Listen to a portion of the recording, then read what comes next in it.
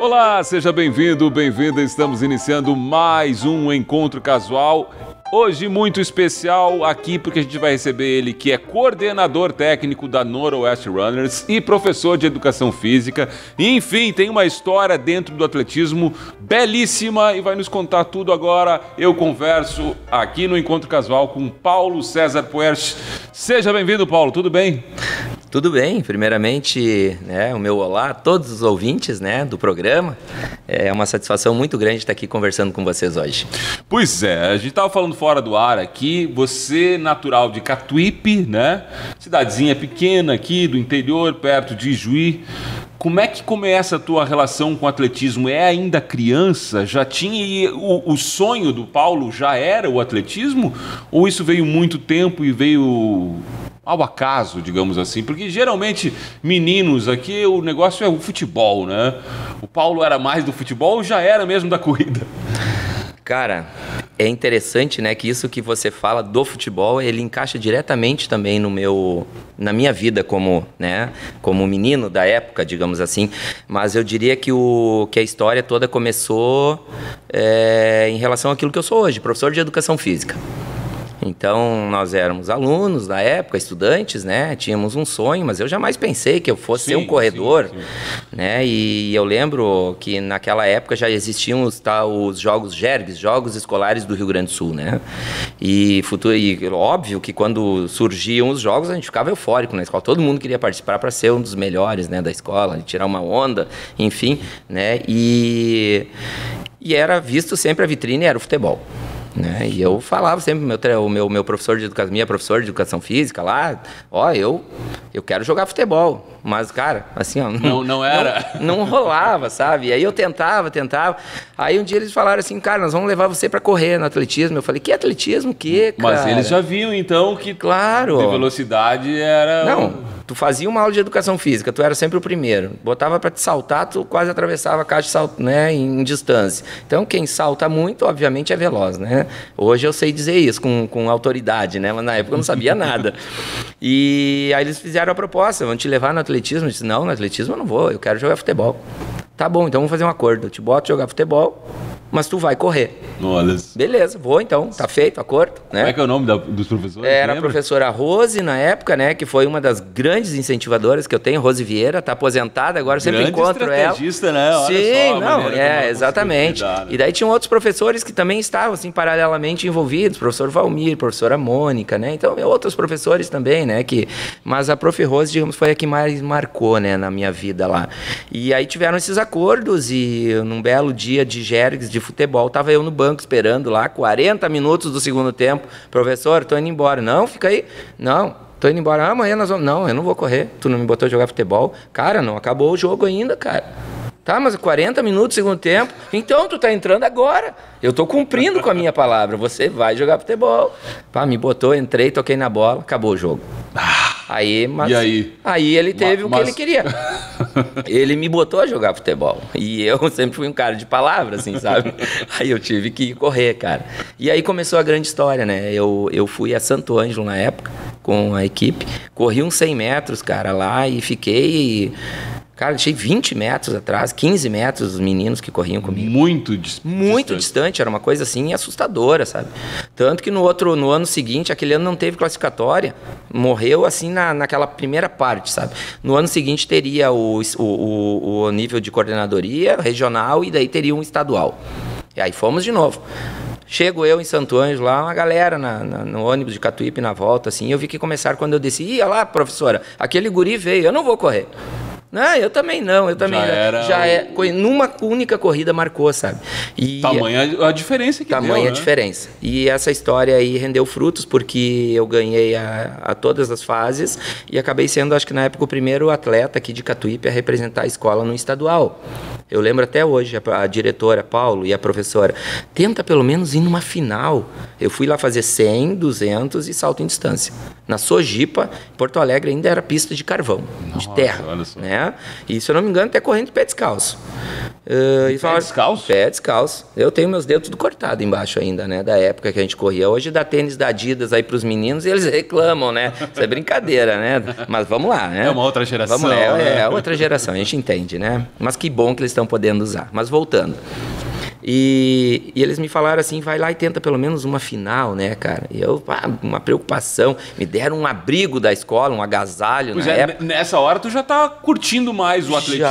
Claro. Aquela primeira experiência foi não, boa. Assim. Já era grandão na escola, né? Já era Mudou de patamar. Mudou de patamar. E fui, cara. Daí ganhei um abrigo da escola, me deram uma graninha, né? Pra me comprar umas coisinhas lá, já fiquei bem feliz. E fomos. Ironia do destino, né, cara? O Paulo faz os 100 metros e é campeão estadual. Ganhou. Ganhei. Fui pra final, ganhei o 100. Fui pro 200, abri 30 metros do segundo colocado. Campeão no 100 e no 200. Fui pro salto e distância, pé descalço, saltei quase 7 metros. Cara, isso é assustador. Um troço 6 e cacetada na época, isso com que idade? Isso eu tinha meus 16 anos, ó, que assim, não me falha a memória.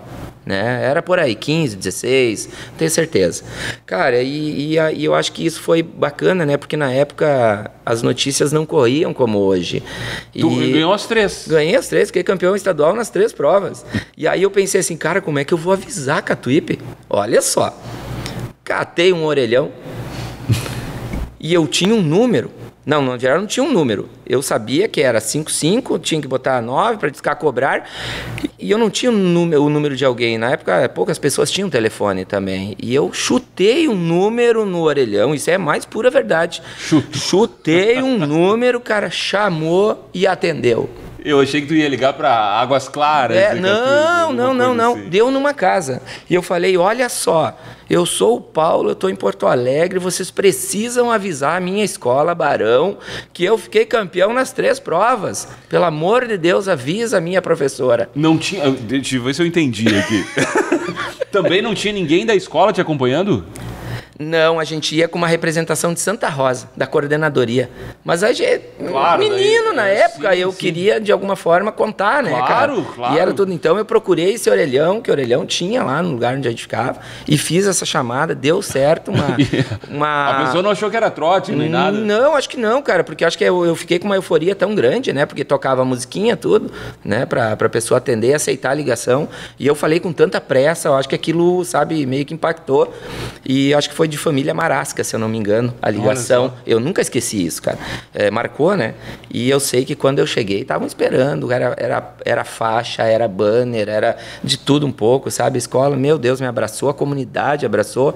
Foi maravilhoso, né? E esse foi o princípio de tudo. Mas a alavanca mesmo, que nesse campeonato estadual de Jergues, na época, alguém me viu. Só que aquela época o Jergues ainda era feito por escola pública e escola privada. Competiam juntos. Né? Então era mais difícil ainda. Hoje tem separação. Hoje tem Jergues e Sergues. Escolas privadas, né? E depois faz confronto para ver quem vai é brasileiro. Na época não, era tudo uma coisa, só te vira, né? Enfim. Mas, cara, assim, aí uma escola da rede, inclusive uma escola que nós temos uma rede aqui em Juí, rede... Sinodal. É sinodal, é evangélica... É rede sinodal do CAP. Isso, CAP, isso mesmo. Um pessoal de 3 de maio, um professor estava lá, cara, tu não quer estudar na escola particular? Eu digo, cara, eu não gosto muito de estudar, né, mas eu vou, eu quero, claro. Não, daí tu vai treinar lá comigo e nós vamos disputar umas competição bem bacana. Cara, e fui de ambulância pra lá. A prefeitura me levou, foi o máximo, né, cara? Foi o máximo, eu lembro até hoje. Fui com meu pai. Como é que a família via isso, Paulo? Esses resultados, enfim, você despontando, né? Como um talento da cidade. Sempre me apoiando. Tá? Na época a gente não tinha um apoio paralelo, mas a família estava sempre junto. Né? É o mais importante. E o pai foi comigo para lá, e daí tinha bolsa 75%, mas a escola é caríssima. Para ver as mensalidades aqui do CAP, não é qualquer um que consegue, né? Porque eu sempre fui de uma família muito humilde, né? Meu pai foi operador de máquinas da prefeitura, minha mãe doméstica, né? Não tinha tinha nenhum sonho de faculdade na época, né? Não era impossível. E fomos para lá, 75% de bolsa. Mas os 25% que restavam, meu pai não ia conseguir pagar. Mesmo aqueles... Não tinha. Claro, porque lá nós tínhamos um apartamento, nós recebíamos café, almoço e janta, roupa lavada. A escola é fantástica, sabe? Fantástica lá. Até hoje, muito, muito boa a escola. E aí eu falei para o diretor olha, eu agradeço do fundo do meu coração, mas o meu pai não vai conseguir pagar isso. Mas eu, antes de dizer não, eu vou dizer assim, não tem uma outra forma de eu pagar esses 25%? E ele falou, tem, só que tu não vai poder ir embora no final de semana. Tu vai ficar aqui trabalhando na escola. Ela tinha também curso técnico agropecuária. Tá aí, fechou? Eu disse pra ele, não, eu fico. Tu fica 3 final de semana e vai só no último do mês embora. Daí tu trabalha de sábado e domingo na escola agrícola. E pagamos os teus 25%. Fechado. Fiquei.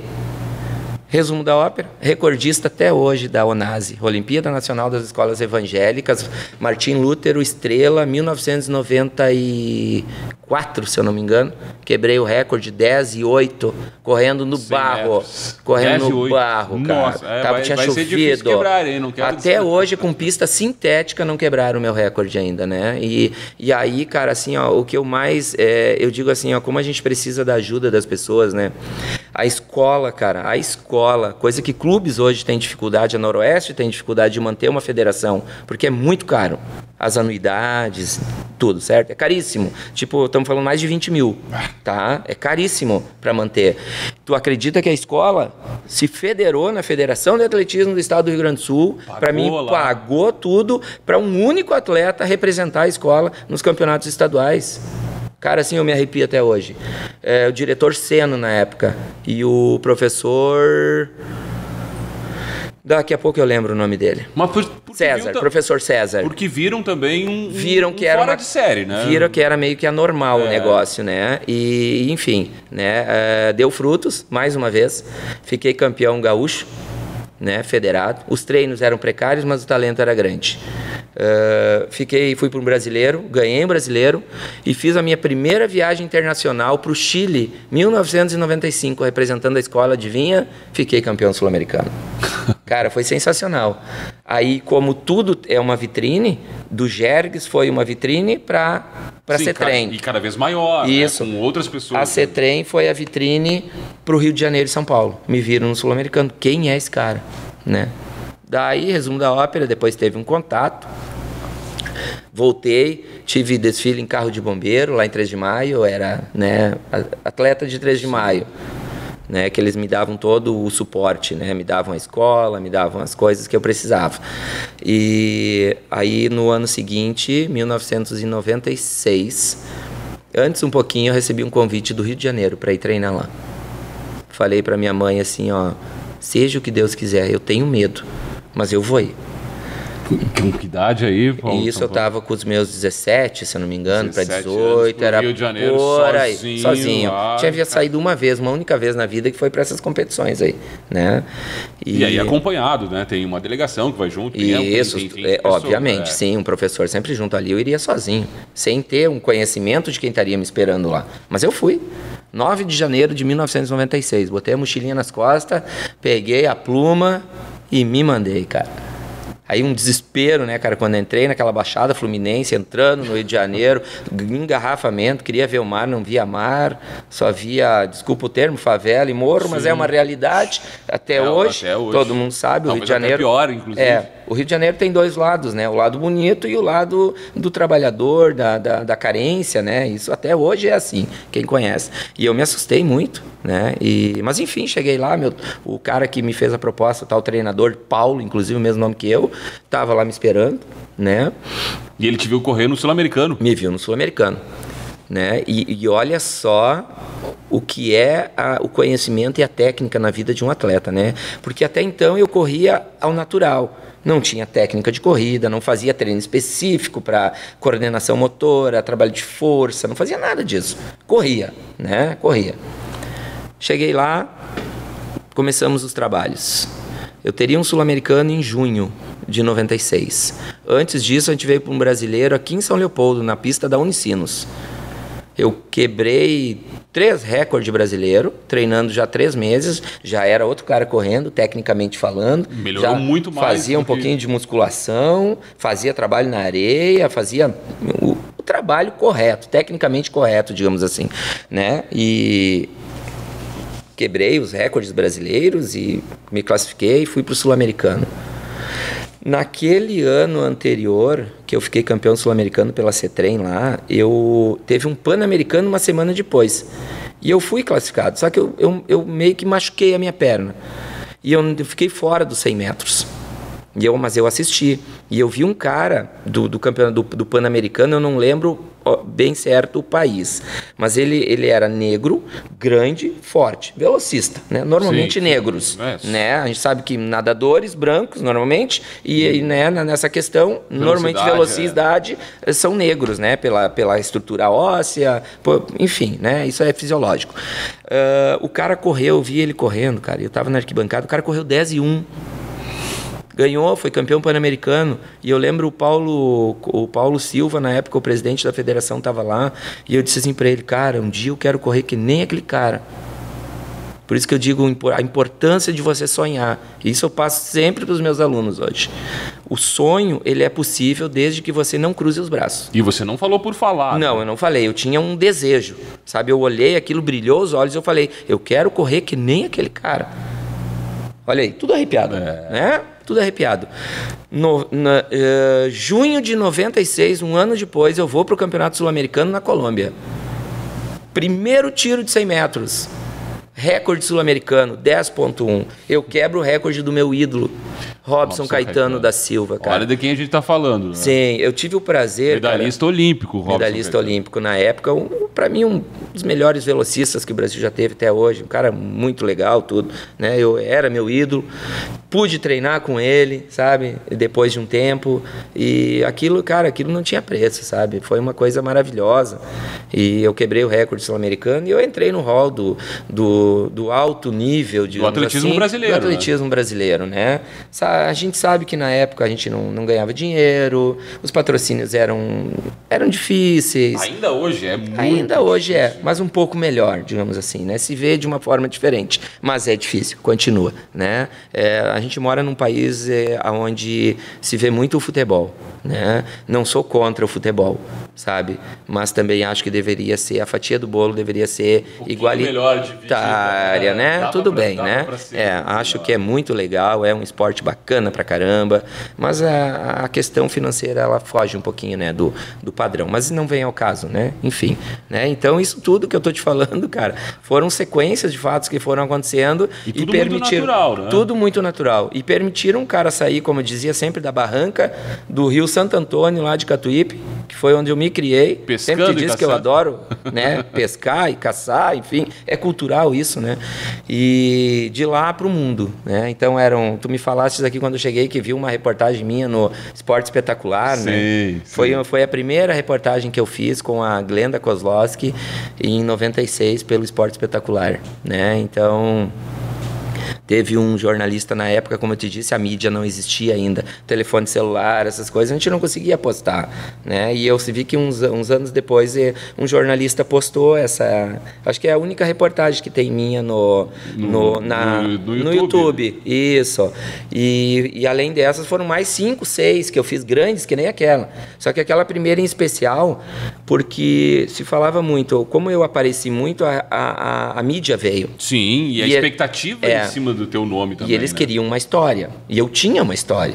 Porque a minha história era que eu era do interior e que eu cresci caçando, pescando, que já na minha fase de pré-adolescência eu já ia para um bailinho, já tomava uma cervejinha, cara, querendo ou não, na minha época, cara, não lembro de falar de drogas, assim, como a gente tem hoje, né? Essas coisas mais graves, digamos assim.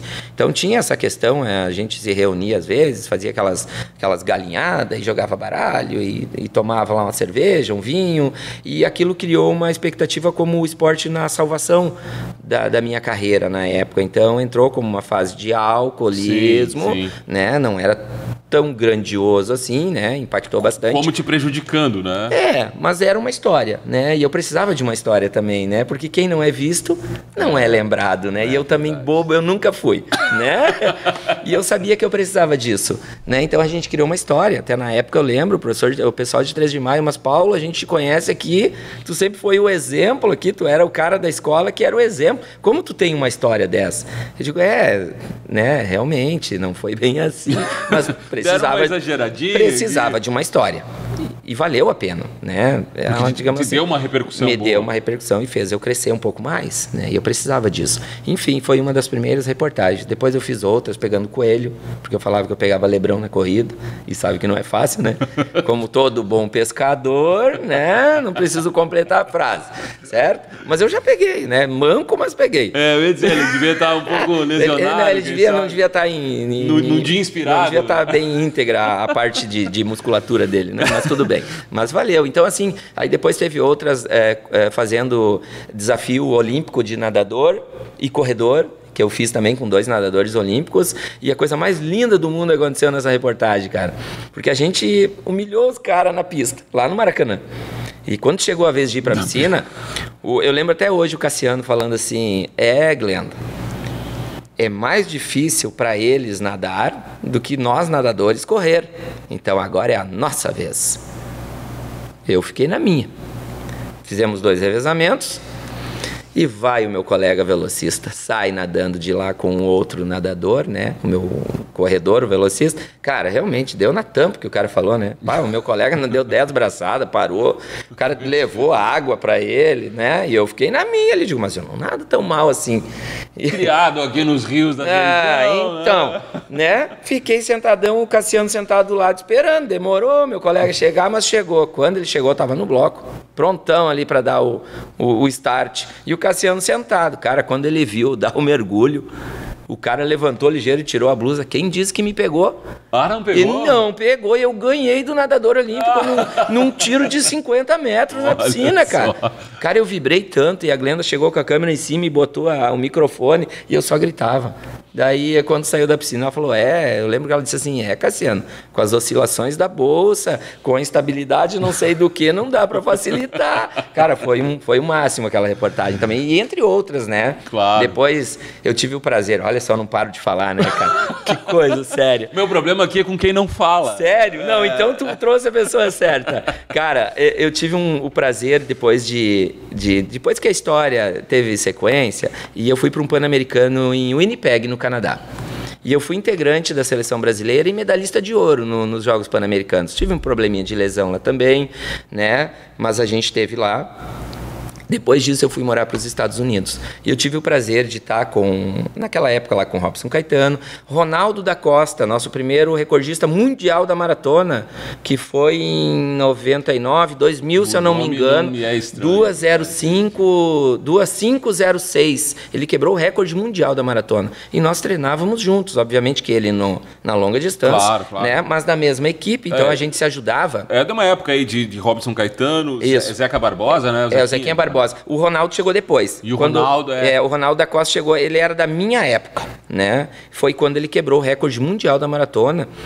E a gente fez uma reportagem também na Rede Globo, também foram muitas, mas essa também foi uma interessante, porque foi uma comparação fisiológica entre fundista e velocista. Então, mostrava a anatomia do corpo, explicava a questão fisiológica das fibras brancas, das fibras, né? Enfim, todo esse processo foi bem bacana, também foi bem divertido. O cara tinha medo de seringa, de agulha, e aí tivemos que ir lá fazer um bioquímico para coleta de sangue, desmaiou, e tudo filmado, sabe? Foi bem bacana também, sabe? Uma época boa da vida. Época boa, com as suas dificuldades. Claro, todas, né? Isso. Vamos falar dessas dificuldades e... Depois da volta do porquê o Paulo ainda não foi mais longe, né, na carreira. Sim. Mas fica para o próximo bloco, porque o primeiro tem que terminar com música. Quais são as 2 primeiras músicas que a gente vai ouvir, Paulo? Opa, música. É a parte mais difícil do programa. A galerinha agora que são meus alunos já vão falar, já até soubemos a música que o professor Paulo vai escolher, né? Bom, eu fiz uma colinha aqui, cara, porque eu de nome eu não sou muito bom. Vale, tá valendo. Vale. Então eu sou muito adepto à música assim, que eu me criei com elas. Bandinhas, sertanejos. Música típica aqui da região, né? Mas tu morou, eu morei 10 anos no Rio de Janeiro, tu não curte um pagodinho, cara? Não, a essência prevaleceu, né? Então eu vou pedir como primeira música, então, aqui eu coloquei Página de Amigos, Chitãozinho Chororó, né? E Peito Apaixonado, São Marino. São as duas primeiras. Isso aí. Do nosso convidado, Paulo César Porasch, esse coordenador técnico da Noroeste Runners. Claro que a gente vai falar do Noroeste, né, também aqui. E depois das duas músicas a gente volta com mais conversa no Encontro Casual. Quer estar por dentro de tudo o que acontece na Unijuí FM? Inscreva-se agora no nosso canal no YouTube e tenha acesso a diversos programas semanais, entrevistas diárias e conteúdos exclusivos. Inscreva-se agora e ative as notificações para não perder nenhum conteúdo.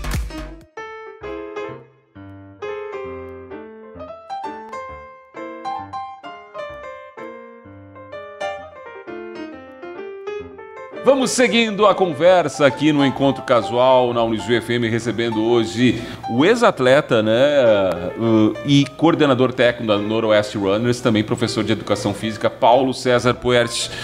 Paulo, você estava lá quando nós paramos a conversa aqui nos Estados Unidos, 2 anos de Estados Unidos, né? Como é que você avalia essa fase da tua vida, especialmente, claro, da questão profissional?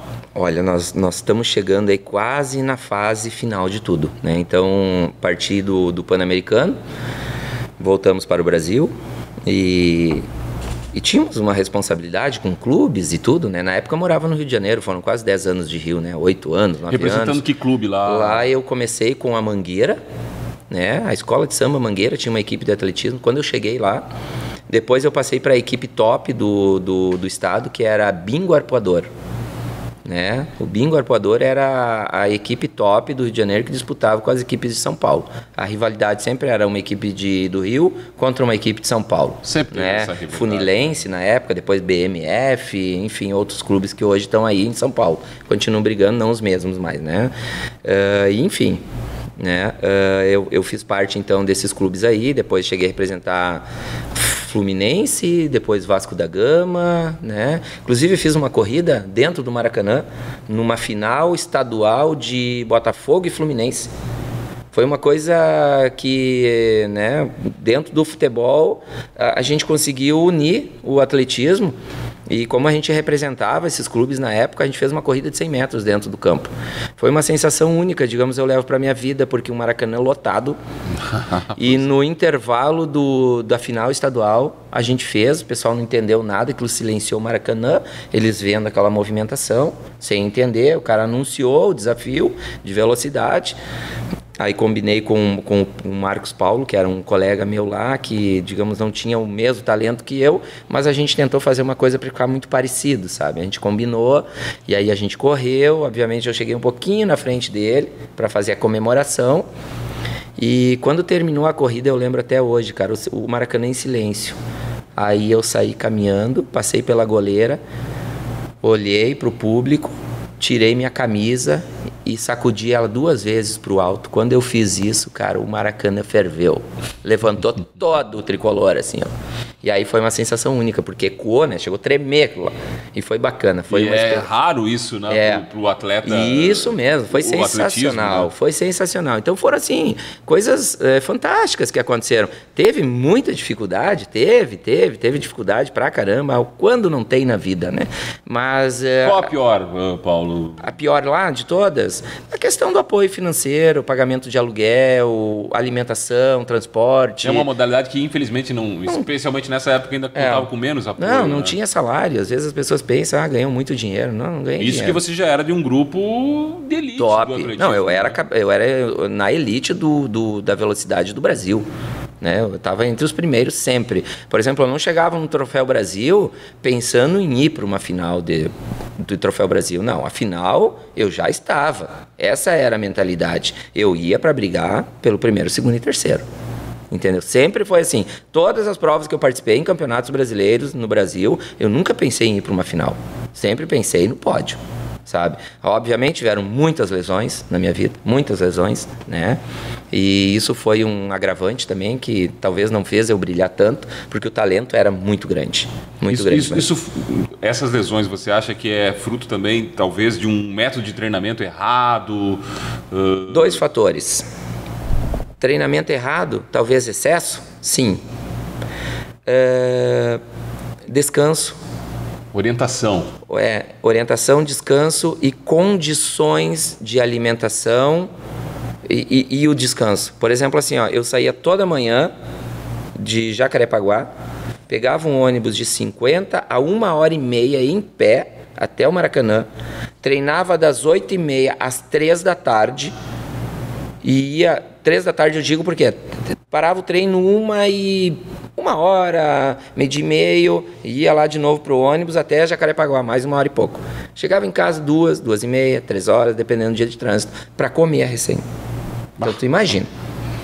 Não, isso era cruel, cara. Eu já cheguei assim, tá almoçando e a minha esposa, na época, era minha companheira até hoje, bater em mim e eu acordar, eu dormir comendo.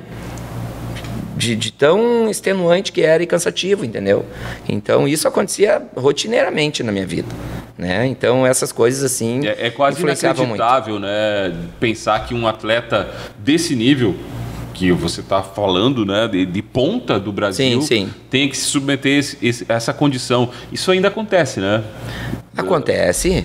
No atletismo, sim, né, especialmente. A gente hoje tem essa equipe, né, que o Héctor, a Noroeste Runners, que como você disse que eu sou o coordenador técnico, a gente tem hoje um trabalho fantástico aqui, porque além do alto rendimento, que é uma coisa natural que acontece com o acompanhamento do trabalho das crianças, certo? Sem um processo de aceleração, isso é natural, acontece.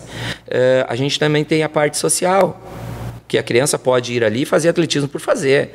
Tá? Eles não pagam nada por isso, eles não têm ficha eles não pagam uma inscrição. Depois de um tempo de permanência, eles começam a ganhar camiseta, eles começam a ganhar um abrigo, eles ganham um tênis, sabe? Se eles vão para o estadual, eles têm as despesas pagas.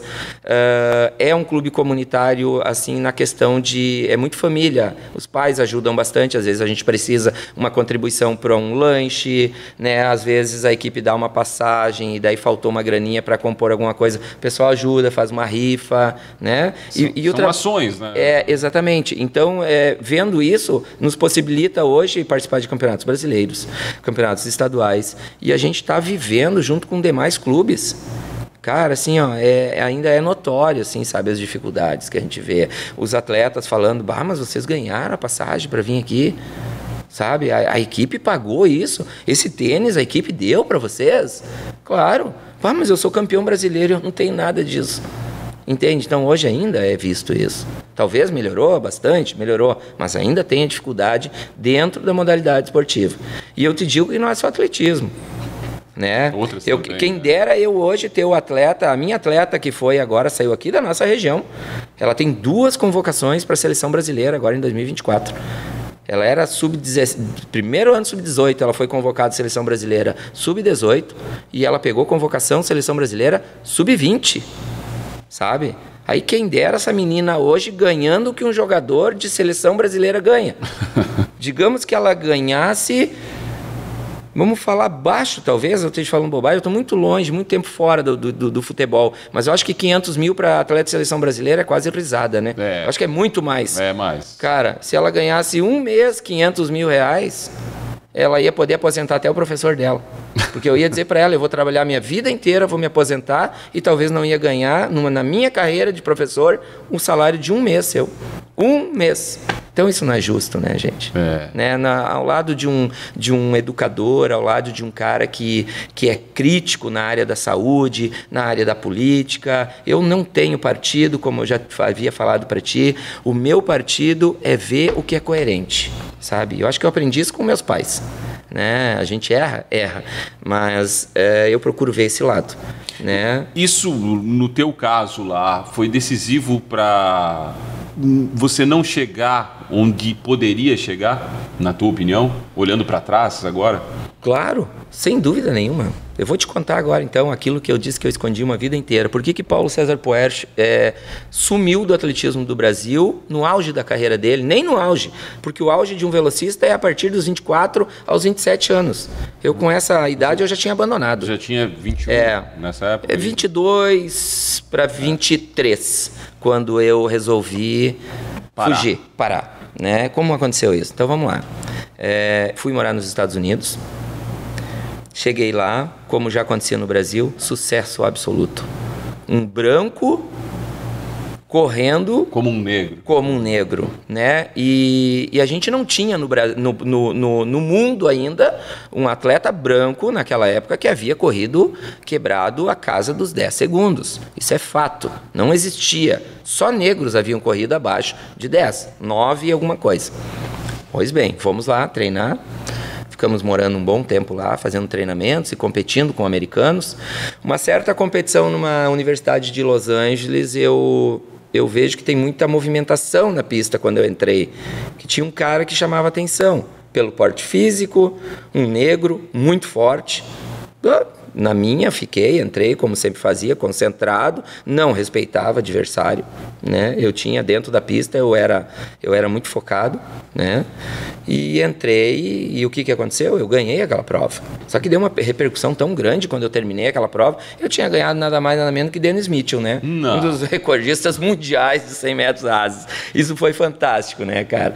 Fantástico. O que aconteceu? Em que marca você conseguiu para... Cara, eu não lembro, porque eles estavam em preparação para a Olimpíada, mas foi um 10 baixo, não tão baixo. Mas eu peguei o cara 3 meses antes da Olimpíada, mais ou menos, 6 meses. Ele estava em preparação, assim como eu também estava, mas eu ganhei do cara, né? Aí, né, em frigir dos ovos, como a gente costuma dizer, eu ganhei um status muito grande. Lá eu comecei a participar de várias competições e depois disso a questão psicológica da pessoa cresce bastante também, né? E eu me empolguei mais ainda nos treinamentos. Consegui uma coisa inédita nos Estados Unidos, participar, primeiro estrangeiro a participar de uma seletiva americana para a Olimpíada, cara.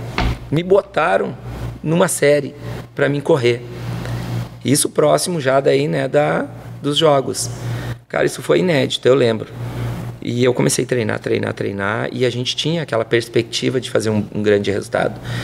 Mas quando a questão técnica e começou a ficar bem, digamos assim, ficou uma coisa assim quase que inacreditável, porque os meus resultados foram melhorando assombrosamente.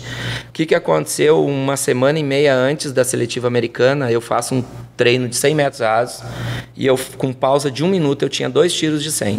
Então era acelerar, desacelerar, voltar rapidamente, agachar e sair de novo. A pausa era 60 segundos, certo? Isso é coisa técnica, né? Corri o primeiro 100, 9,79. Desacelerei, obviamente que eu não sabia, contando agora eu posso dizer. Desacelerei, meu treinador já partiu para o outro lado, rapidamente. Eu cheguei, 3 apoio e larguei de novo. Com 1 minuto, 9,90. Beleza. Depois disso, conversando, ele falou assim: Paulo, você está pronto para entrar para a história. E eu falei, por quê? É isso mesmo, entrar para a história. Com esses tempos. E exatamente. Era uma coisa convicta, ia acontecer. Só que um dia de repouso, aí ele veio, faltando 3 dias, eu acho, ainda para o evento, ele falou que a gente ia fazer um último tiro. Nível de ansiedade, de estresse, digamos assim, eu não caminhava, eu flutuava, sabe? Porque eu estava pronto, estava muito rápido na época. E o nível de ansiedade, hoje, para te ter uma ideia, minhas mãos estão suando, ó, quando eu lembro do fato. Então, tu imagina como eu estava naquela época. Porque eu sabia que ia ser uma coisa muito grande. E era o que eu queria. Eu me esforçava para isso, né? E aí a gente foi fazer um tiro de 250 metros para 24 segundos. Meros 24 segundos, né? O pessoal corre 200 para isso aqui hoje. Se pegar um estadual adulto. Sim. Aí. Eu ia fazer em 250 metros, 24. Saí pro tiro, corri 40 metros, tive uma fisgada na coxa. o sonho desmorona. Aí ainda caí, abri o músculo das costas, não vamos falar técnico, né? O músculo das costas, fiquei paralisado em cima de uma cama quase 20 dias. Nossa. E assisti o que doeu mais na minha vida, assim, e dói até hoje. Eu assisti a seletiva americana e vi a segunda ou a terceira série dos 100 metros rasos com o meu bloco na raia 4 em branco lá, livre, porque eles não substituem. Eles têm uma organização lá onde tanto tempo antes é escalonado as pessoas e é aquelas que vão correr. Tipo, o cara machucou, bota outro. Não existe isso. O bloco vai ficar vago. Não vai ter um para correr. Vai ficar ali, raia 4, né? Vai ficar vago, ninguém vai correr. E eu assisti, cara. E a minha pergunta de leigo aqui é assim, esse treino dos 250 era necessário? Hoje, como treinador e conhecedor da área técnica, não. Não, né? Convicto, não. Não tinha mais o que treinar. Você estava pronto. Podia, né? Só dormir. Só dormir, não tinha que fazer mais nada. Podia ir na grama, como a gente fala, rodar um pouquinho, fazer um trotezinho, né? Uma corridinha, fazer uns educativos, né? Fazer uma coisa leve, porque não tinha mais. A gente não constrói nada em uma semana. A gente constrói o que eu construí em 9 meses de trabalho aquela vez. Foram 9 meses em que eu treinei que nem um doido, digamos assim, sabe? E essa visão desse profissional que fez essa corrida, por que dessa decisão hoje, você olhando para trás? Um desconhecimento, um preciosismo? Eu vou te responder de uma forma muito lógica isso. Ser humano. Quando a gente fala em ser humano, a gente diz que todos são passíveis de erro, né? O cara errou, sabe? Não culpo ele por isso. Sabe? Não culpo, porque ele já era treinador do Robson Caetano, já tinha o Ronaldo da Costa, quebrou o recorde mundial da maratona. Cara, me dava bem com ele, tudo. Acho que errou, todo mundo erra, né? Uma avaliação errada. Eu acho que ele fez um trabalho, um pico errado ali, acho que na hora errada, né? Talvez isso, né?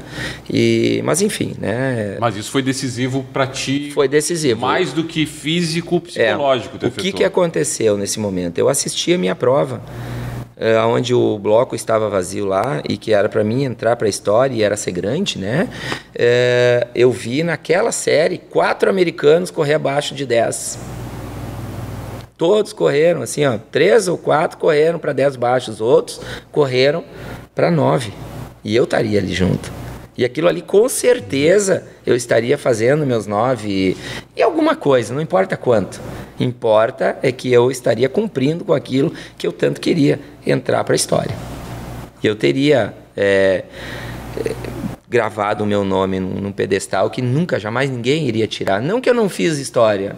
Cara, eu tenho um livro fantástico em casa, não é uma biografia, sabe? É um livro de jornais, de revistas, é fantástico, que na época é o que a gente guardava, né?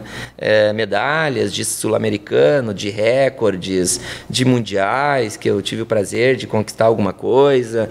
Então, assim, foi uma carreira brilhante, mas faltou alguma coisa. E a partir daquele momento, longe da família, né? Todo aquele desgaste, porque o atletismo ele é muito cruel, né? Ele te deixa com uma performance, com um corpo maravilhoso, tu se transforma numa máquina, né? Mas exige um sacrifício. Mas exige muito sacrifício, e principalmente quando você faz pelo certo, porque existem formas de burlar, né? Fácil, eu conheço todas e confesso que nunca usei nenhuma. Sabe? Não é ético. Eu estaria roubando algo de alguém. Eu estaria fugindo dos princípios que eu aprendi. Mas viu muita gente usar. É muito comum nesse meio também, muito. Vi, sim, com certeza. Né? Alguns, inclusive, com muito prejuízo à própria saúde. Exatamente, né? Então, assim, depois de tudo aquilo, eu voltei para o Brasil e eu não consegui mais correr. Não consegui. O que eu fazia em aquecimento, eu tentei fazer 2 vezes em competição e não tinha mais sentido o meu. Mas não era a minha físico pessoa. o problema, era. Não, mental. Era o mental. Totalmente mental. Né? E isso eu também não tinha na época o paizão, que nem eu sou para os meus atletas hoje. Cara, eu sou muito chato. Um acompanhamento psicológico mesmo. Eu xingo, né? Às vezes só até falam que chegou o ruinzão da Noroeste. E eu sou mesmo. Na escola, cara, muitas vezes eu tenho as crianças me adoram, sabe? Não é o professor Largobol lá? Não, de jeito nenhum. Cara, eu vou te dar um exemplo do que eu faço numa escola hoje. E todo mundo que ouvir vai saber o que eu vou falar agora. Quem foi meu aluno, os pais que me conhecem, eles sabem. A minha educação física na escola, ela é assim, ó, ela tem um início, um meio e um fim, e sempre tem que ser seguido as regras. Aluno meu não entra em sala de aula sem bater na porta e pedir uma licença, dar uma boa tarde, dar um bom dia, não sai correndo para o recreio, né, como eu costumo dizer, eu não desço com os meus alunos de quarto e quinto ano para a quadra. Hoje a gente tem, o município de Juiz hoje tem é tudo online, né? Então, muitas vezes eu vou fazendo a chamada e vou liberando.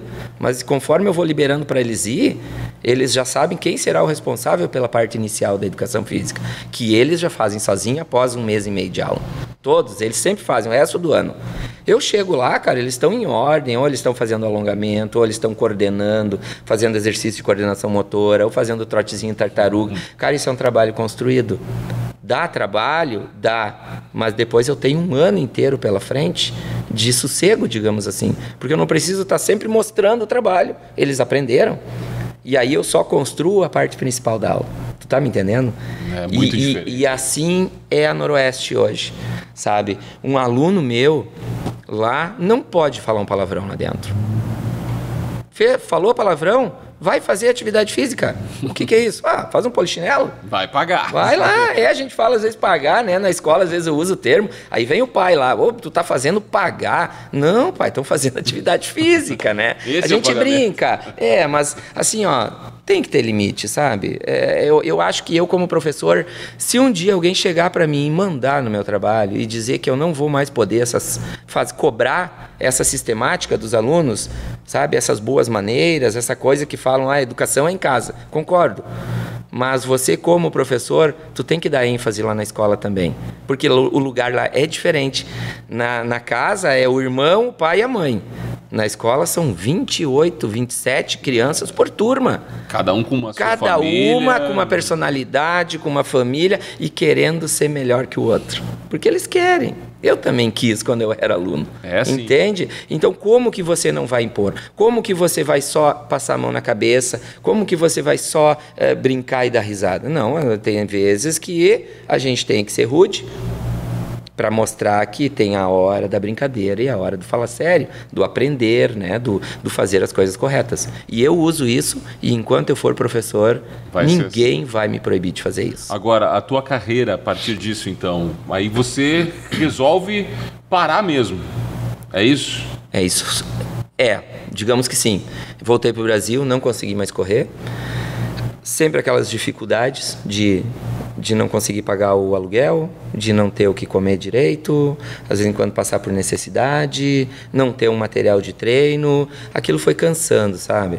E teve uma certa vez que eu tive a oportunidade, eu fui chamado por um coronel da EZFEX, no Rio de Janeiro. O cara me tratou super bem, me disse que queria na equipe, perguntou a minha situação militar, eu estava ainda devendo a minha situação militar, porque eu me alistei em Santa Rosa para poder viajar para um sul-americano e depois não compareci mais. Então eu fiquei devendo. Exatamente, eu estava devendo ainda, eu tinha um compromisso. Daí ele me atendeu lá, me encaminhou tudo. Eu fiquei feliz da vida, que eu sempre gostei da área militar, sabe? Eu acho que é bacana, tem a disciplina, né? Tem a disciplina, e eu sempre trabalhei muito com isso.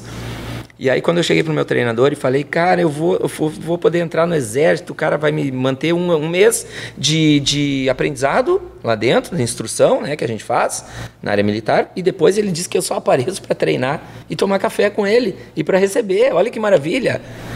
A resposta que eu tive, se você for, eu tiro a pouca ajuda que você tem, tu vai viver daquilo. Não tinha como fazer isso no Rio de Janeiro, sozinho. Não tinha família morando lá para me acolher. Aí eu tive que fazer a escolha de abandonar a parte militar.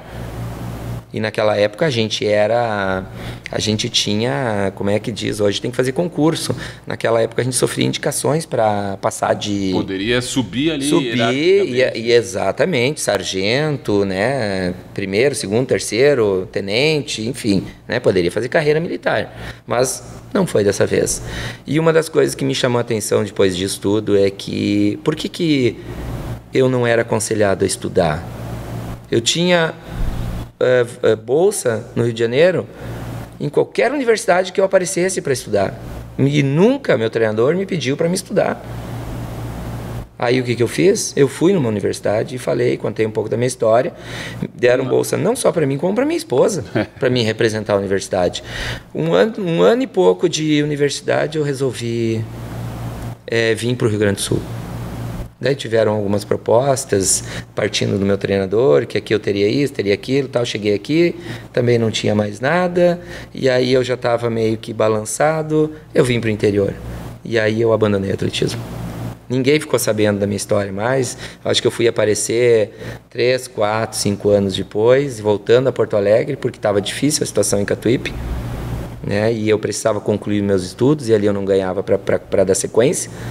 Acabei parando lá na Sojipa, fiquei 3 meses, frustrado, estava voltando para casa, fui na Universidade da Ubra, aonde era para mim ter ido, que na época tinha uma equipe grande de atletismo. Fui lá, cheguei lá, por surpresa minha, o gerente me atendeu e eu comecei a falar alguma coisa e ele disse assim, só um pouquinho, tu é aquele cara que há 3 anos atrás era para ter vindo aqui? Tu é Paulo Poerch? E eu falei, eu mesmo. Cara, mas que prazer te receber aqui. O cara abriu as portas, puxou cadeira, botou sentado. Não, aquela vez aconteceu um fato muito inusitado, aconteceram coisas e a gente acabou perdendo teu contato. Enfim, volto para Catuípe com uma esperança. 3 meses depois, já tinha até voltado a treinar, cara. Olha, já todo empolgado, né? E 2 meses, 3 meses se passaram, eu estava trabalhando num projeto ABB Comunidade em Catuípe, com a gurizada. Já está começando a despertar o interesse pelo dar aula, sabe? Por essa convivência linda, por sinal. E aí, já estava desistindo, estava parando, disse, foi ilusão mesmo, vou continuar aqui, vou achar um jeito e vou seguir a minha vida. Vou receber um final de mês, estou saindo do Banco Brasil, toca meu telefone meio-dia. Era de Porto Alegre, me chamando. Tá tudo certo aqui.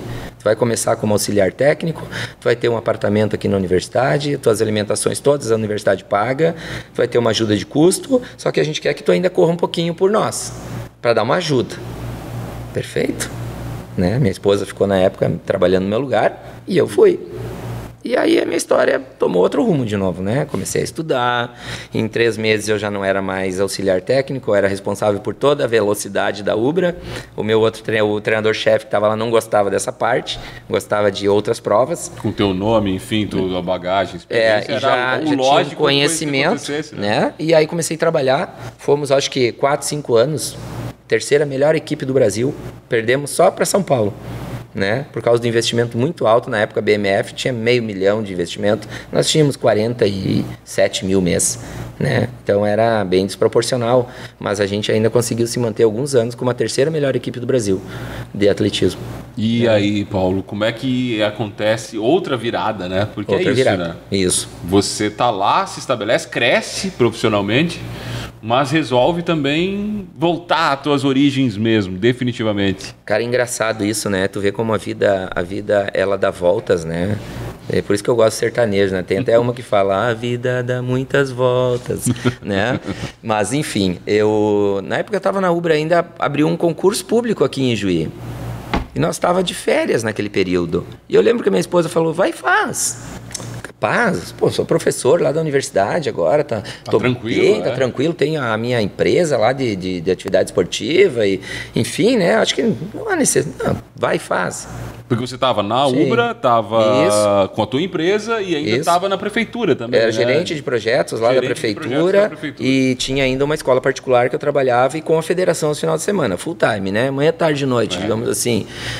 Mas enfim, fiz o concurso aqui e fui bem, cara. Se eu não me engano, não lembro, acho que eu não fiz a prova de títulos, aí eu despenquei um pouco. porque eu tinha que voltar, depois eu não estava aqui. Se eu não me engano, foi isso, tenho certeza. Mas, enfim, aí aconteceu toda aquela trajetória da universidade, aquela problemática, né, que a gente vê seguidamente acontecer no Brasil, infelizmente, né, que não é legal, mas aconteceu, e da noite para o dia as coisas mudaram tudo de figurino, né, e eu acabei voltando para as origens de novo, depois de um tempo, né? Aí estava ainda lá sobrevivendo com outras coisas, mas a gente decidiu que, como eu e minha esposa já estávamos muitos anos casados, não tínhamos filho, ainda não tinha nenhuma, né? A gente pensou que a gente deveria ir para um lugar onde a gente realmente pudesse construir algo, porque já estava ficando tarde. Né? E aí tiveram fatores de saúde, né? Que eu comentei contigo antes um pouquinho também, mas enfim, né? A gente voltou para cá. E aí aquele concurso lá eu até nem tinha me ligado, né? E voltei a trabalhar na APAE, cara. Olha só que legal. Não tinha experiência nenhuma com criança especial, certo? Tinha uma vaga lá, fiz a entrevista, a coordenadora me chamou e foi me apresentar, cara. Eu vou contar essa história. Ela me apresentou toda empolgada, me levou nas salas de aula. E nós entramos e ela toda eufórica gritou: olha aqui, crianças, o professor de educação física. E eu entrei sorrindo e travei. Porque as minhas turmas seriam graus severos. Então são crianças paralisadas cerebrais, autismo sem interação social nenhuma, crianças que se alimentavam por sonda, crianças e adolescentes... Nunca tinha tido um contato com essa realidade? Nunca. Cara, eu iria ser professor de educação física deles. Eu digo, cara, a gente vê a educação física como uma coisa de correr, saltar, pular... Atividade, movimento, né, cara? E eu fiquei meio chocado, eu fui embora meio triste, assim, eu digo, cara, não sei o que eu faço. Chorei bastante em casa, né? Precisava. Mas, enfim, não sou de desistir, voltei, fiz o primeiro contato, enrolei de alguma forma, comecei a conhecer aquelas crianças, procurei metodologia para mim trabalhar, aplicar material, não achava nada. Não existia metodologia para trabalhar com aquelas crianças. Aí entra aquilo que eu te falei, que eu nunca fui de copiar, sabe? Eu sempre gostei de criar também. E às vezes eu sou criticado por isso. Mas eu sempre desafiei essa parte. E aí eu comecei a criar trabalhos para fazer lá. Comecei a inventar. E foi uma invenção que deu certo, porque pouco tempo trabalhando lá eu comecei a descobrir que eu tinha cama elástica e eu poderia trabalhar com os PCs na cama elástica. Eu tinha colchonetes, eu tinha na área de condicionamento físico, eu tinha esteira, eu tinha bicicleta, eu tinha colchonete, eu tinha cordas, eu tinha material sobrando lá dentro. Então, quem se movimentava, eu fazia tal coisa. Quem não se movimentava, eu fazia outra coisa, sabe? E eu fui criando e fui adaptando e o trabalho foi dando certo, cara.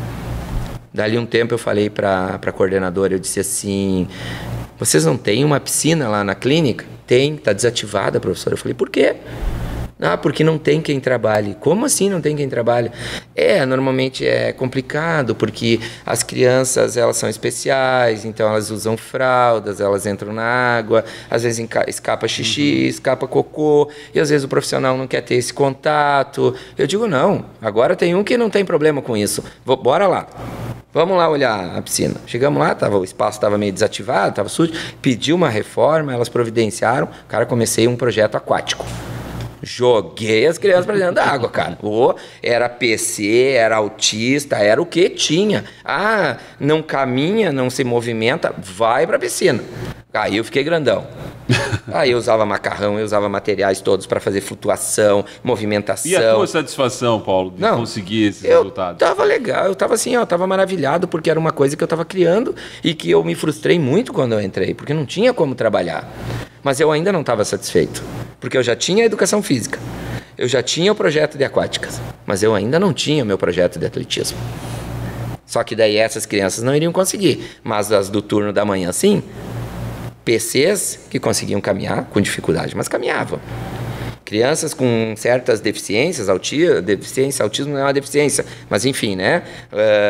Falando a grosso modo aqui, outras deficiências todas que poderiam, que não implicavam, com né? Uma condição. Uma deficiência mental leve, por exemplo, ele tinha uma condição física boa, porém, né? Alguns probleminhas, mas a gente conseguia encaixar no esporte, criei o projeto de atletismo, bora treinar, levava o ônibus lá para o pole e começamos a treinar. Em tempos, eu estava com a educação física, com o projeto de natação e com o projeto de atletismo dentro da PAI. Mas aí, A necessidade falou mais alta. Depois de 2 anos e pouco, eu entrei no estado e aquele concurso que tinha ficado para trás do município, eu descobri que estava bem perto e que estavam precisando de professor. E ainda tinha um tempo para caducar, acho 3, 4 meses. E eu corri atrás. Fui chamado. Foi chamado e aí... Peguei minha nomeação, entrei na rede do município em aqui em Juí. 2014, se eu não me engano, e no estado eu entrei em 2013. E infelizmente por necessidade de sobrevivência financeira, eu saí da PAI. Pois é, e agora você vai contar no terceiro bloco sobre essa parte, porque chegou a hora de anunciar mais 2, Paulo. Vamos lá então. Vamos ver aqui então a colinha, né, pra gente conversar depois então. Temos aqui 2 vidas em um só coração, banda Calmon. E mais uma aqui, Cachaqueira, Corpo e Alma. Olha Vamos só. movimentar um pouquinho então, né? É o nosso convidado aqui, o Paulo César Poesch, que vai falar no terceiro bloco sobre a Noroeste Runners, porque a gente não pode deixar de falar da Noroeste, né? Com certeza. Vamos lá, ouvir mais 2 músicas para você que está acompanhando no YouTube. Claro, segue a conversa aqui. Quer estar por dentro de tudo o que acontece na Unijuí FM? Inscreva-se agora no nosso canal no YouTube e tenha acesso a diversos programas semanais, entrevistas diárias e conteúdos exclusivos. Inscreva-se agora e ative as notificações para não perder nenhum conteúdo.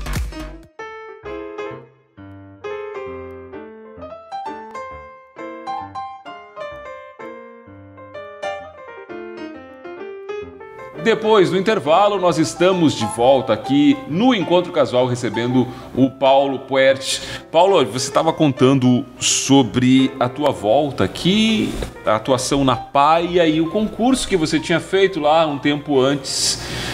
A adaptação de volta, né, de estar numa cidade grande, você andou nos Estados Unidos, enfim, isso foi tranquilo para ti, assim, de voltar para as tuas origens em cidades menores, né, Catuípe, Juí, enfim? Foi muito tranquilo, porque eu me criei aqui no interior, né? Eu sou cria da região, como prefere esse... Prefiro. Eu nunca me senti bem em capitais, posso ser bem sincero, né? Shoppings, trânsito, essa loucuragem toda. Eu acho que a pessoa tem que nascer lá.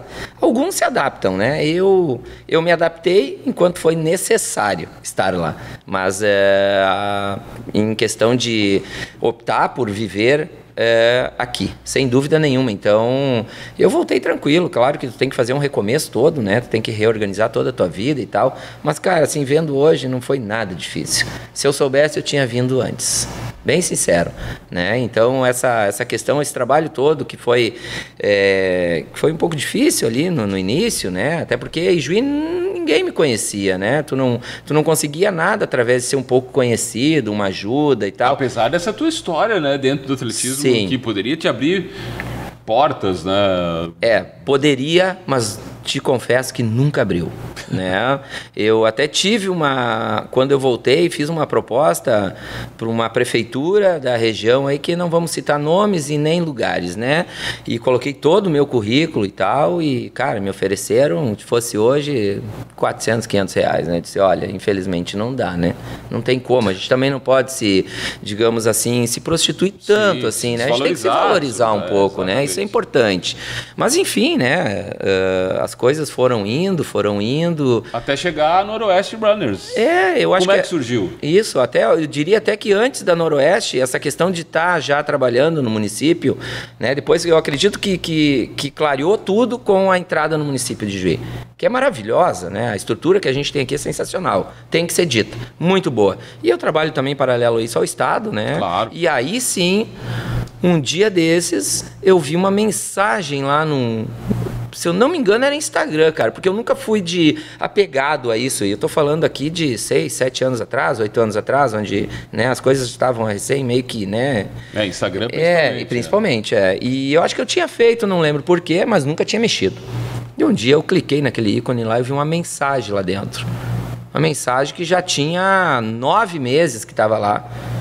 Abri, preciso falar contigo, aonde eu te encontro, sou fulano de tal, equipe de atletismo. Eu não lembro o que ele falou, eu olhei para minha esposa e digo, aí, mais um louco, né, cara? Não, mais um louco querendo fazer atletismo onde não tem uma mínima condição. Eu sofri uma vida toda aqui, eu tive que ir embora daqui, sabe? Mas tudo bem, mandei um oi, mas me respondeu logo. Eu tô te procurando, onde é que você tá? O cara, tô em Ijuí, né? Eu moro aqui, trabalhando aqui, trabalho em escola e tal. Não, eu preciso muito falar contigo. Me falaram que tu viveu uma vida toda de esporte, do atletismo, e eu tinha vontade, assim, e tal. Eu digo, não. Quem era esse louco? Héctor Martins, presidente da Noroeste Runners hoje, cara. Olha só que doideira, né, cara? E aí eu fui conversar com ele. E realmente, né, eu me propus a fazer um trabalho com ele, a gente começou, de repente até não vou falar com coerência aqui o que aconteceu na época, mas eu entrei nessa e começamos um trabalho. E antes disso, eu até, como eu sempre digo, eu gosto de ajudar as pessoas. E eu fiz um trabalho, logo que eu cheguei aqui em Juiz, também esqueci de falar, eu trabalhei numa academia aqui. E nessa academia, aqui em Juiz sempre teve corredores aqui, né? Pessoas que corriam, e alguns ficaram sabendo da minha história e vieram pedir ajuda para me dar uns treininhos, alguma orientação, e eu sempre fiz sem cobrar nada, voluntariamente. Eu até criei na época uma corrida, os Laranjinha, acho que era, aqui de Juiz, tinham 4, 5 alunos de escola que foram até para medalhista estadual, inclusive, e se eu não me engano, um pegou a medalha no Brasileiro. Que aí eu peguei a ajuda de um clube lá de Torres para federar eles, né? Porque não tinha Noroeste, não tinha nada. Mas isso depois passou e a vida seguiu e até aparecer seu Héctor, né? Com aquela mensagem. E ele tem uma história bem interessante também de como ele começou isso, porque ele viu alguns atletas aí que precisavam de ajuda, ele acabou ajudando do bolso dele, depois ele correu atrás, entendeu? E ele gostou, acho que da situação, né? Achou interessante, achou que era necessário, e ele começou a construir um trabalho. E eu entrei depois junto nesse trabalho e estamos juntos aí fazendo da Noroeste o que ela é hoje. Pois né? é, vamos falar da Noroeste porque ela faz um trabalho belíssimo, um trabalho social, um trabalho que muitas vezes o Estado não consegue fazer, né? Através do esporte. Perfeito. Qual é o estágio que a Noroeste está hoje em relação ao Brasil, né? Porque é quase inacreditável que ela consegue, estando aqui, como a gente disse fora do ar, né? No noroeste do Rio Grande do Sul, um lugar, uma cidade pequena, enfim, cidades pequenas da região, que hoje tem um trabalho comparado a grandes centros muito melhor, inclusive. Esse trabalho ele veio evoluindo, né, aos poucos. A Noroeste hoje é uma equipe de atletismo que atende toda a região noroeste do estado. A gente tem não sei quantas cidades, eu iria mentir se eu falasse agora, eu não sei precisamente, mas são muitas cidades que a gente atende, né? A gente tem um trabalho fantástico aqui em Juí, que é realizado no poliesportivo, né, que chama lá na pista, em cima.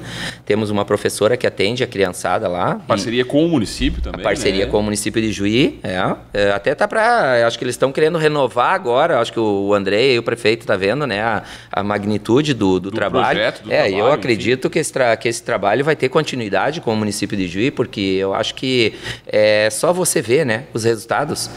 Falhas, eu acho que tudo tem, não dá para se levar, né, ao extremo. Sempre. Não existe aquilo que eu já falei, ser humano, a questão toda sempre vai ter alguma particularidade que não vai ser 100%, mas eu diria que num todo a Noroeste hoje ela proporciona a essas nossas crianças aí uma coisa fantástica, que eu nunca pensei em ter e nunca tive.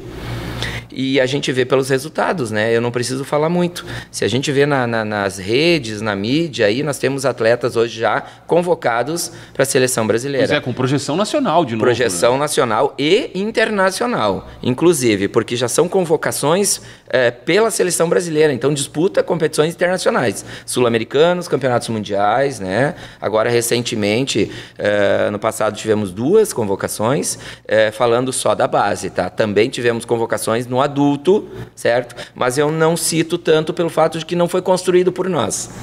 E o objetivo maior da Noroeste é construir, né? Por isso que a gente trabalha com as crianças, que eu digo que é a razão de tudo. É onde você abre as portas, onde você constrói o conhecimento, onde você tira das coisas ruins, onde você dá aquele incentivo positivo, né? E aí sim, quando você tem um feedback positivo em relação ao que você construiu, aí sim é sucesso. Agora, você enxerga hoje, Paulo, o próprio Paulo em algumas crianças, ou seja, novos talentos surgindo ali, só que dessa vez com um apoio que você não teve, por muitas razões, por uma época diferente, por falta de orientação, enfim, hoje a Noroeste fazendo esse papel ali para os futuros talentos que, como você, despontam agora? Sim, obviamente que sim. Não na mesma modalidade, não na mesma prova, 100 metros rasos, por exemplo, na área de velocidade. Porque eu digo sempre assim, ó, não é fácil. Se fosse tão fácil, nossa, eu diria que é quase uma loteria, né? Tu ganha na loteria toda vez que tu joga? Não, tu não ganha nunca. Se a gente for botar numa perspectiva, a chance é não mínima, ganha, não né? é mínima, mas existe. E encontrar um talento também é mínimo. Então, como o atletismo ele trabalha assim, ó, velocidade, meio fundo, provas de saltos, verticais, horizontais, arremessos, lançamentos, marcha, resistência, tu tem digamos assim, uma gama de oportunidades de encontrar, e mesmo assim é difícil. Na velocidade eu ainda não encontrei, mas no meio fundo e fundo já estão apontando aí, né, atletas com resultados, inclusive com, né, convocações de seleção brasileira. Então o trabalho está dando certo. E aquilo que eu digo, a Noroeste não seria visto como um trabalho sério se a gente não tínhamos esses feedbacks que acontecem agora. Por exemplo, a Adidas, né? Poxa, quantas equipes grandes hoje do Brasil têm um patrocínio da Adidas? A Noroeste tem, né? E está bancando aí hoje diretamente já, se eu não me engano, 11 atletas. E está renovando com mais. E esses 11, acho que é 30, 40 mil ano de materiais, isso é muita coisa. E inverteu também uma outra coisa, né? Que a Noroeste é procurada agora por atletas, porque sim, ela é a grande entidade aqui que está colocando esses atletas em vitrine, né? Olha o que é interessante. Normalmente, quando você abre um projeto, o primeiro lugar que você vai é nas escolas. Certo? Eu me dei bem na Ubra, em Canoas, sendo campeão das categorias de base, fazendo um projeto caça-talentos que eu criei dentro das escolas. Aqui eu não fiz isso. Hoje as crianças o número está aumentando porque eles estão procurando, porque é vitrine dos frutos que os nossos atletas estão colhendo. Exatamente. Né? Então isso é interessante. Né? E outra coisa assim, ó, a Adidas agora parece que está querendo também, eu não digo se é Adidas, mas estão tendo patrocinadores que estão entrando de cara aí para apoiar as categorias de base, para melhorar ainda mais do que já está. Né? Então eu diria hoje que entrando essas parcerias e a Prefeitura de Juí continuando esse trabalho maravilhoso que eles fizeram, que eles acreditaram que deu certo e que eu não vejo nenhum motivo em não conseguir continuar, e ainda mais na sequência desse trabalho, a parceria da Unijuí, cara, que isso é o mais fantástico de tudo, porque aí tu forma a criança faz um ensino médio e tem uma faculdade. Quando é que uma equipe do Brasil tem isso tudo completo do jeito que está sendo hoje, né? Isso cara, assim, ó, é simplesmente fantástico. Eu fico muito feliz de poder fazer parte disso. Até quando vai durar? Não sei, mas que dure sempre. É o que a gente espera. Porque o que dá certo não pode terminar, cara. Exatamente. Né? São os sonhos aí que a gente está lidando. E mais ainda, viu? Eu vou te dizer, nós estamos construindo hoje também um caminho para que os nossos professores sejam bem valorizados. Porque eu também vejo muito isso. Um trabalho, ele tem que ser completo. Você tem que atender bem as crianças, você tem que cuidar do profissional que está ali trabalhando contigo. E eu não estou dizendo porque eu sou um cara cedido pelo município, sabe? Hoje eu tenho uma cedência para trabalhar dentro da Noroeste. Então, se eu ganhar o meu dinheiro na Noroeste ou na escola, o valor é o mesmo. Mas eu preciso de professores atuando lá dentro, eu preciso de profissionais que as crianças queiram estar com ele, tu tá me entendendo? Ali, né? Sejam referência, porque senão ele entra lá, pega um frio, uma chuva, uma poeira, vai desistir. Não, mas se ele tiver uma referência, ele vai pela referência. Não só por ele. Porque a criança é assim, né? Ele vive de referência. Então, ele aposta naquilo e ele não desiste. E hoje, a prova disso, se tu for lá de segundas, terças, quartas e sextas de tarde, no Projeto Noroeste, tu vai ver um campo lotado de criança fazendo atletismo. Quantas crianças hoje? Aqui em média, treinando por tarde, umas 30, 35 crianças. Isso é muita coisa. É muita coisa. Parece que em números é pequeno. Mas aí eu te digo assim, tá, mas e federados? Mais de 200. Eu estou falando do núcleo de Juí. Né? Se tem hoje um núcleo em Santo Ângelo, se tem núcleo em Anjuricaba, se tem núcleo em Tenente Portela, se tem núcleo em Santa Rosa, e eu vou te falar um monte de lugares, né? Só que ainda sem remuneração de professores, para você ter uma ideia. Né? Ainda, porque a gente está trabalhando nisso também, e eu tenho certeza que o sucesso vai ser maior ainda. Porque quando você tem um recurso humano bem recompensado pelo trabalho que ele está desenvolvendo, ele se esforça ainda mais para que tenha mais êxito ainda dentro daquilo que ele está realizando. E o resultado final é melhor. É muito melhor, com certeza, né? Paulo, chegou a hora da segunda parte mais difícil do programa, que aqui é o quadro existencial. A gente está chegando ao final já do encontro casual. Não me assusta. E geralmente terminamos com ele. Vamos fazer? Vamos tentar. Então... Uma pessoa que passou por tantos desafios, e essa aí vai ser... mas olha a perna, ó. Começou a mexer a perna. Agora eu tava muito... Falar, eu digo sempre assim, eu não tenho problema em conversar, sabe? Mas, cara, quando tu bota um desafio, eu sou um desastre, cara. Não vai ser. Quer ver? Olha só. Começando, qual é o maior sonho atual do Paulo César Poerch? Educação acima de qualquer outra coisa. A coisa mais bonita que o Paulo César Poerch já viveu? Amor, família, construir, cuidar dos outros, cuidar de si próprio, fazer amizades. A coisa mais triste que o Paulo César Poerch já viveu? Triste é a desilusão com a educação no Brasil, com a falta de visão dos nossos políticos num país tão rico que a gente vive, ver tanta injustiça, tanta fome, tanta falta de coisas tão simples que eu te juro que se eu estivesse lá eu resolvia tudo. O que é a morte para Paulo César Poerch? Morte é o fim de tudo. E para finalizar, o que é a vida para Paulo César Poerch? Viver intensamente um dia após o outro, construindo tudo aquilo que a gente puder e deixar, e puder também em prol deste convívio para os outros, principalmente família. Curto muito. Viu? Cara, eu tô todo suado aqui, cara. Pô, tu me pegou agora. Passou voando pelo desafio final do programa. Paulo, parabenizar aqui você, primeiramente pela Noroeste, né? Que é um trabalho fantástico. Se tudo der certo e todo mundo, as autoridades que precisam ouvir, estiverem ouvindo, não vai parar esse projeto, porque ele é grande e mais que grande, ele é bonito. Ele é bonito e transformador, e é isso que a gente precisa dentro do nosso Brasil. Além disso, parabenizar por toda essa tua trajetória, uma história tão rica, tão bonita, com altos e baixos, mas sempre com uma palavra que é superação, né? Superando esses desafios para seguir em frente, e eu acho que você deixa essa lição para quem ouviu esse encontro casual. Então, muito obrigado por dividir essa história conosco, tão rica, como eu disse, tão bonita, e tenho certeza que inspiradora também para quem souber ouvir com o coração aberto. Então, obrigado mesmo. Eu, do fundo do coração, eu agradeço muito, porque ao longo desses anos que eu estou aqui, né, eu sempre trabalhei, digamos assim, por detrás das cortinas, né? Eu nunca usei muito essa questão do que foi, o que fez, e eu construí. Hoje eu sou muito conhecido, graças a Deus, aqui em Juí, né? Tenho muitos amigos, muitas pessoas que estão na volta.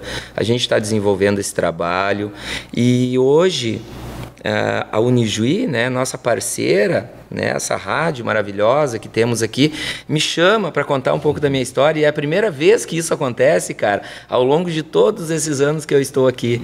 E eu confesso para ti que eu sou muito conhecido, São Paulo, Rio de Janeiro, e eu não tenho 1/3 do conhecimento que eu tenho lá pelas pessoas aqui, sabe? E eu fico muito feliz de estar podendo dividir um pouquinho hoje, porque eu tenho certeza que muitos ouvintes não sabem, não conheciam a minha história, e não sabiam que muitas vezes aquele professor que está lá cuidando do filho, filho dele dentro da escola, podia ter um currículo tão grande, né? Então, mais uma vez, é de coração que eu agradeço a vocês, porque a mídia, né, são vocês que abrem essas portas, que fazem a gente poder mostrar um pouco daquilo que a gente é, né? E continuem fazendo isso, porque é gratificante. E de coração mesmo, em nome da Noroeste Runners, da minha família, né, do município de Juí, que hoje eu trabalho aqui, e da Unijuí, que eu também faço um trabalho voluntário já há 4 anos, né, e levando esses atletas para os Jogos Universitários. Em nome de tudo isso, eu sou muito grato e fico muito feliz por essa oportunidade. Muito obrigado mesmo, Paulo. Claro que eu quero que a gente termine o programa com música, né? O convidado escolhe as músicas do programa.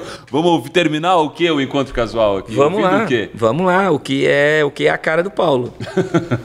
É por você que canto, mais uma vez, né? Um sertanejão aí. É por você que canto. E para finalizar, 5 dias. Uma bandinha, se eu não me engano. Olha só, é com bandinha, nesse ritmo animado que a gente vai finalizar aqui o Encontro Casual. Mais uma vez, obrigado, Paulo. Encontro Casual volta na próxima semana com mais um convidada aqui na Unijuí FM. Até lá.